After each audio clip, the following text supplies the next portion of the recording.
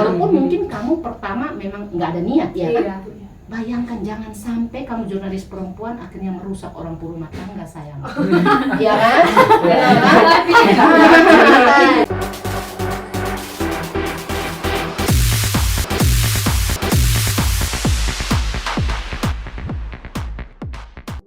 Kak Novem, selanjutnya kakak mungkin ada harapan dari Kak Novem sendiri yang mau disampaikan untuk para jurnalis perempuan nih, atau mungkin Sobat Apik yang mungkin baru berniat untuk mau terjun ke dunia jurnalisme. Kak Novem mungkin ada harapan-harapan atau saran, tips-tipsnya gitu ya.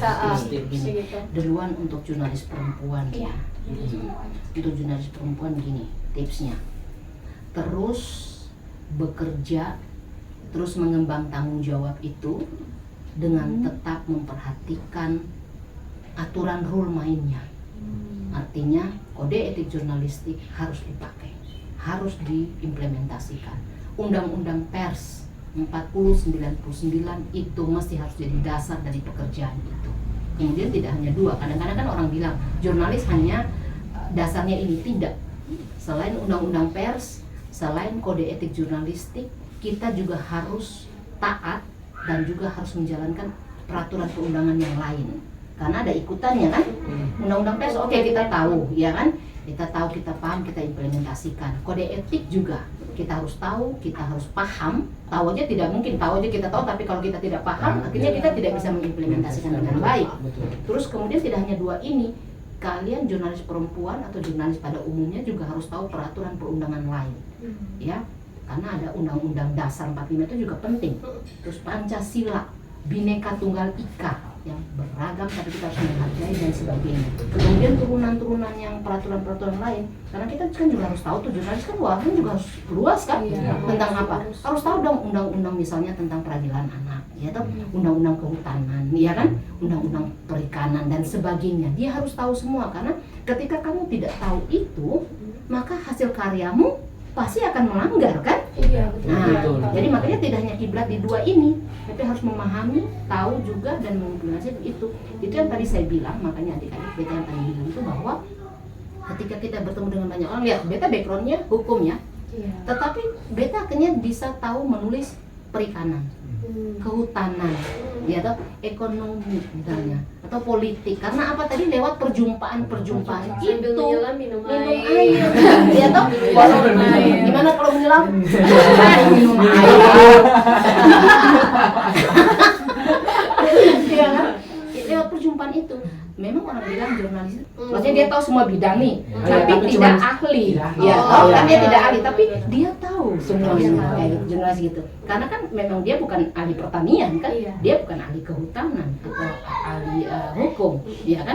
Tapi karena dia wawancara semua, dia akan tahu banyak, tapi sedikit. Ya, sedikit. Hanya dia tahu banyak.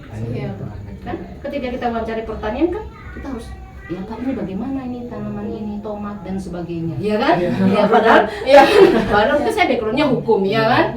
Nah seperti itu. Terus olahraga ini caranya gimana nih Pak, racket ini dan sebagainya, ya kan? Akhirnya kita tahu banyak tapi sedikit, ya kan? Gitu. Gitu. Terus kemudian, jadi pesan saya itu ya, harus tahu berbagai macam peraturan perundangan. Terus kemudian yang berikutnya adalah bahwa harus bisa jaga diri. Ini yang penting, jaga diri, karena jurnalis perempuan itu lebih beresiko dibandingkan dengan jurnalis laki-laki. Iya ya, jadi harus tetap jaga diri dan juga membatasi diri. Ya, jaga diri dan membatasi diri itu dua hal yang berbeda, adik-adik, iya kan? Jaga diri itu artinya kalau ketika sesuatu datang, ya berarti kita harus jaga diri. Membatasi itu kita tahu ketika ada clue-clue yang dibuat oleh orang-orang di luar sana, narasumber ya atau apa, kita harus bisa membatasi diri, ya kan? Misalnya WA saja, ya kan? Pak, bisa nggak besok saya mau wawancara Bapak, ya? Kalau saya bilang tadi batasi diri, ketika kita WA dengan narasumber, wajar nggak kalau kita WA jam 10, jam 11 malam? Yang saya bilang batasi diri, walaupun mungkin kamu pertama memang nggak ada niat, ya kan? Bayangkan jangan sampai kamu jurnalis perempuan akhirnya merusak orang rumah tangga sayang. Ya kan?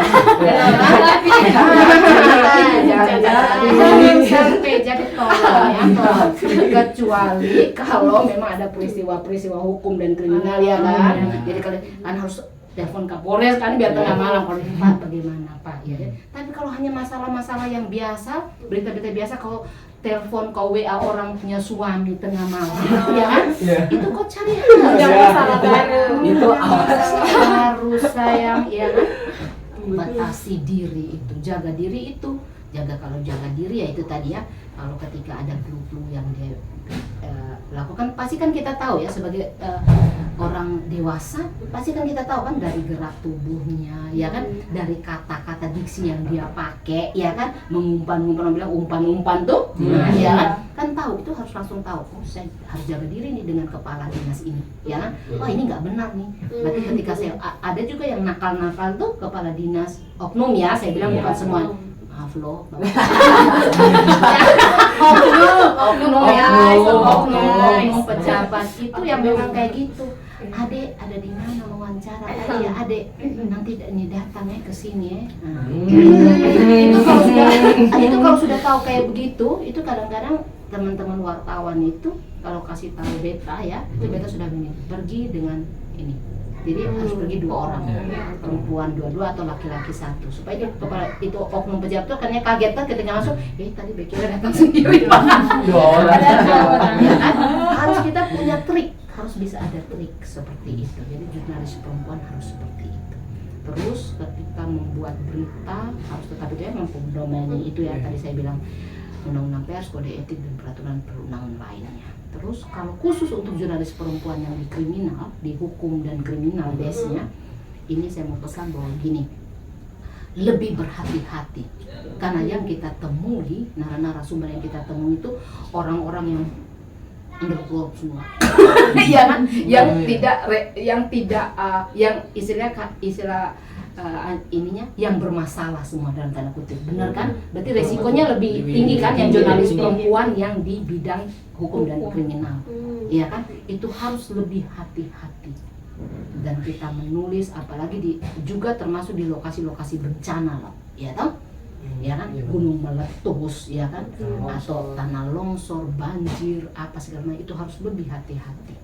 Karena kadang-kadang dengan keinginan kita untuk kita bilang kita mau dapat foto yang eksklusif, ya kan, maka kita pergi lebih dekat, sayang maju, ya kan, akhirnya kita dapat eksklusif tapi foto jadi itu tidak ditemukan, juga mencari daftar nama-nama yang hilang, ya kan, harus jaga itu baik-baik, ya kan. Karya boleh, membuat karya yang eksklusif boleh, tapi kita punya nyawa lebih penting bos, ya kan, harus jaga itu. Karena selalu kita bilang ada prinsipnya kita tuh, ada bahwa begini, tidak ada berita yang senilai dengan harga nyawa manusia.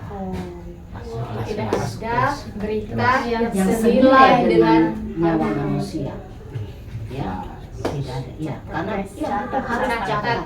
Karena kalau kamu mau eksklusif, itu dia tidak bisa terbayar itu dengan kalian punya nyawa. Berita yang tidak bernyawa itu lebih dari segala.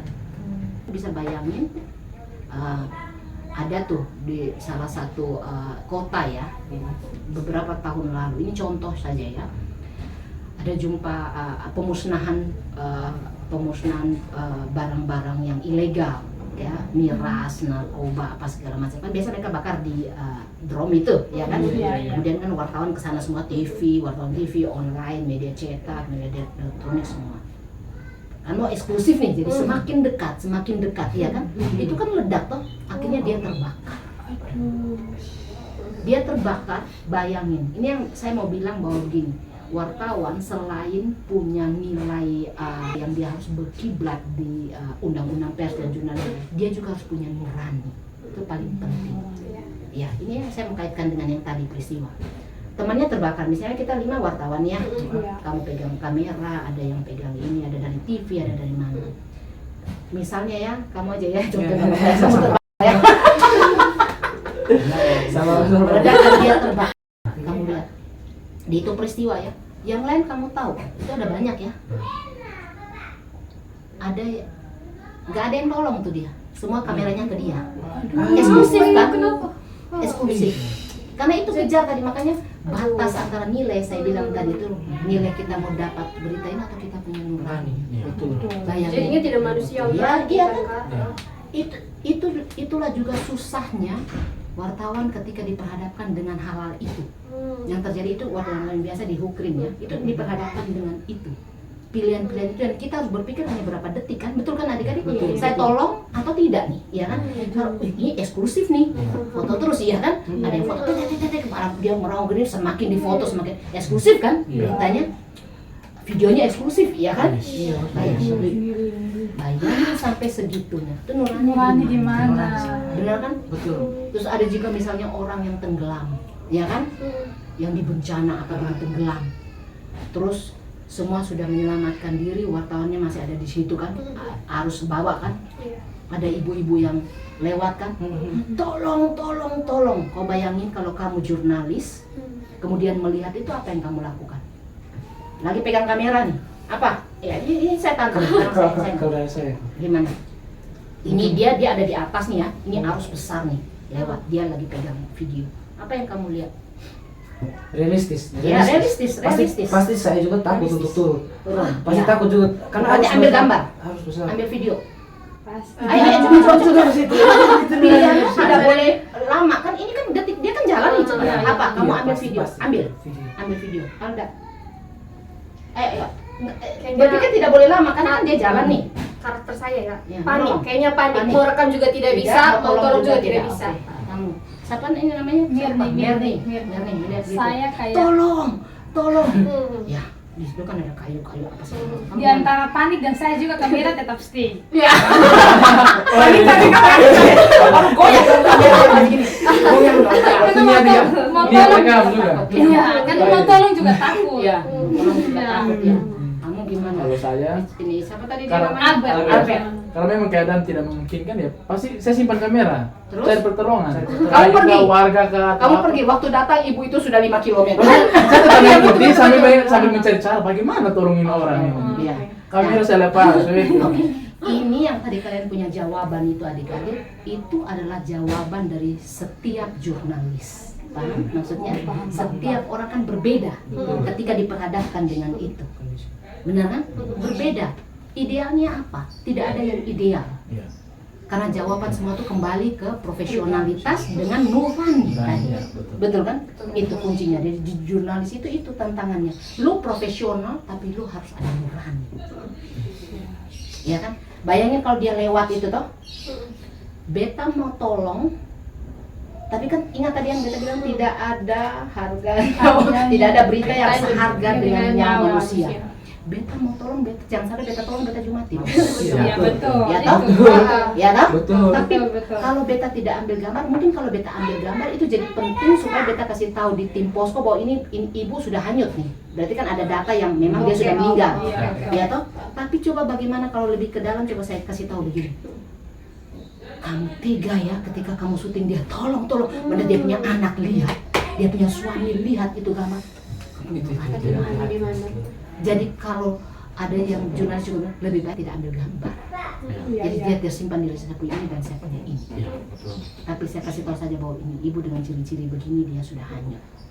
Benar kan? Betul.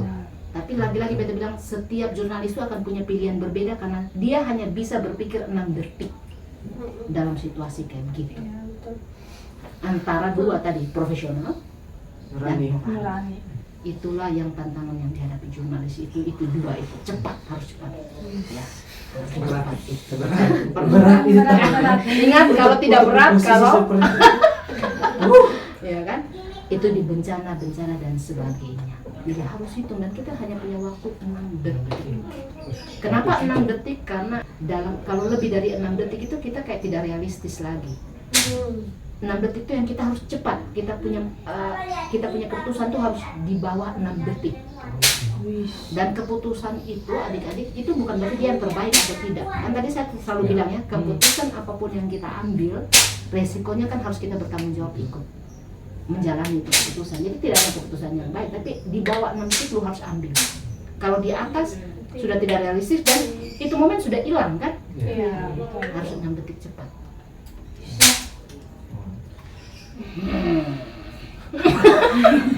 Berat. Itu tadi kasih contohnya. Kasih contoh Itu berat berat. kan? Itu Ya, berat. seperti itu bayangin. Dalam detik. Ya kan? Padahal dalam 6 detik saja belum tentu ibu-ibu tetap di situ kan, kan Iya. jalan dia. Dia jalan. Iya. Dia. Ya kan? Mungkin ada kayu di situ, kita kasih gini, dia tarik ke orang, kalau begitu orang tariknya kuat, kita juga masuk bos. Betul. Ya kan? Tapi kalau kita lihat arusnya, kita lihat arusnya itu pelan, ya atau tidak deras, kita tapi kan itu harus, makanya orang bilang kalau jurnalis itu dia bukan hanya dengar, dia tuh harus peka semua, melihat, menulis yang kita lihat, menulis yang kita dengar, ya, dan menulis yang kita rasa. Jurnalis itu. Dengar dan rasa. Jadi Asik, cepat asik. begitu itu air kalau jalan tuh kita sudah mata telinga ini. Mata tuh kan kita lihat dia jalan tuh. Iya. Telinga tuh kita lihat tuh arus yang ini, jadi dan kita otak tuh harus cepat tuh kan 6 detik cepat. Dan kita rasa tuh kan ingat insting dan nurani. Nurani itu kalau orang bilang nurani itu kan berarti itu kata Tuhan ya.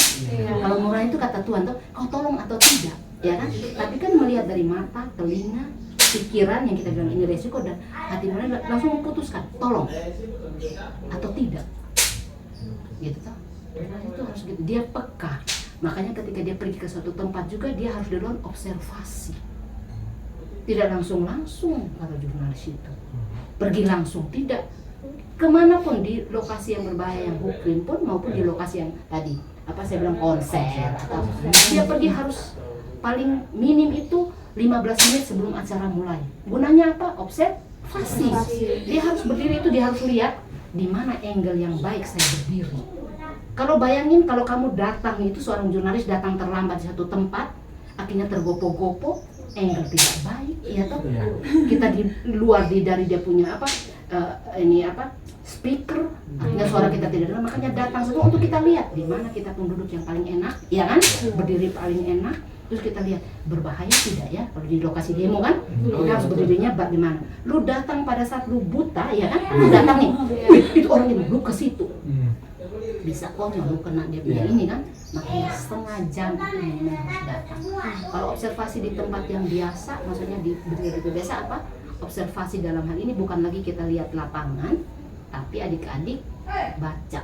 Kan kalau kita mau ke dinas pertanian nih, ada hama wairen, kita harus google dulu toh, itu observasi kita kalau yang di tempat yang itu. Google dulu, ini hama ini termasuk apa, supaya ketika kita omong tuh nyambung. Walaupun kita sebenarnya perlu belajar skripsi ya. Saya kalau kita Pak tunggu 6 bulan dulu saya hama sudah selesai. Iya, tapi paling tidak kan supaya kan kita jangan tong kosong toh, kalau sudah nanti pejabat main kita sayang, betul toh? Dia mulai bola kita putar kita iya toh? Itu harus kita juga harus orang yang jaga ini juga kan masa kopi konol nih ya toh? Observasi kalau yang di itu, tapi kalau observasi yang di Bukrim itu ya itu kita datang melihat situasi kan. Orang demo misalnya, ya kan? Polisi dan masyarakat demo. Kamu berdiri di mana?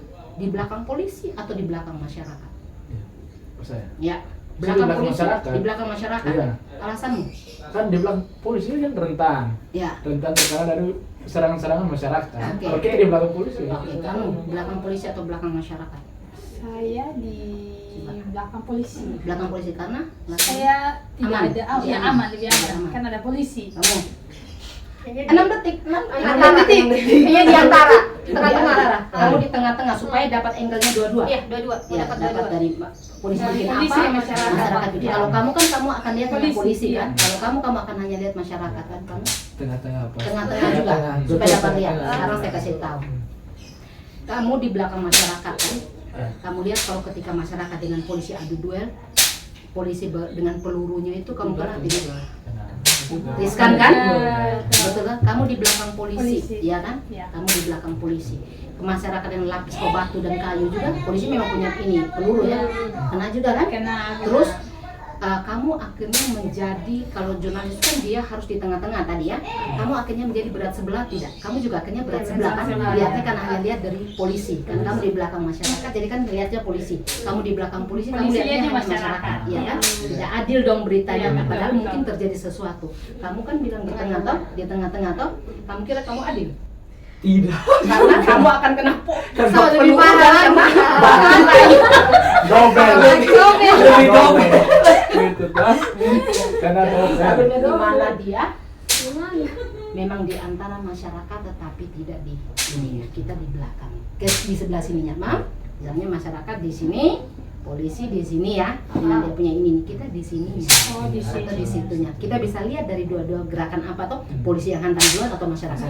Tapi kan kita tidak ada di Sini sini. aman, Ya. sini Di sini aman, dan kita Aman, lihat tempat betul. ketinggian dan apa, angle-nya juga bagus. Nah, itu kita dapat itu kalau kita observasi datang lebih awal kan. Iya. Iya Oh, betul, iya, betul, betul. betul sekali. Tadi saya bilang observasi itu penting. Penting. Makanya teman-teman wartawan saya ingatkan, kalau ada undangan atau ada kejadian apapun, datanglah lebih awal dan harus lihat observasi baik-baik, jangan sampai kau konyol.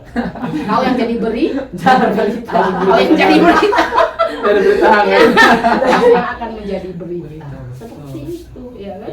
Jadi biasa. harus begitu teknik. Lihat, akhirnya kan kita punya nilai banyak ya, pengalamannya banyak ya dari jurnalis. Seperti itu. Luar biasa. Luar biasa, Luar biasa. Seorang Dia- jurnalis perempuan. Dia pun pengalaman, Iya. dia Suka dan cerita tantangan. suka duka tantangan. Itu luar biasa sekali. Seharusnya bagi sobat-sobat Apik di luar sana itu harus Belajar. bisa menjadi belajar. motivasi diri. Motivasi diri. Ada dia pun tantangan tapi dia suka Iya. pasti bisa mengobati itu tantangan. Tapi nilainya begini Richard, saya bukan bilang semua akhirnya masuk menjadi wartawan kemudian sampai kita bertahan. Ya. Siapa mau jadi kriminal? Apa yang mau kita beritakan Harus semuanya jadi jadi wartawan. Mau jadi kriminal sama mau jadi Semua jadi wartawan. Harus bagi tugas, harus bagi Bagi tugas. tugas. ada yang tertarik. Kalau ada yang tertarik, oke itu bagus sekali kan. Tapi jangan jadi kriminal. Jangan jadi kriminal. Jadi saya mau bilang begini ya, saya mau bilang gini. Artinya, oke ada yang mau jadi ini, tapi beta mau bilang begini. Tidak harus jadi jurnalis untuk bisa punya nilai.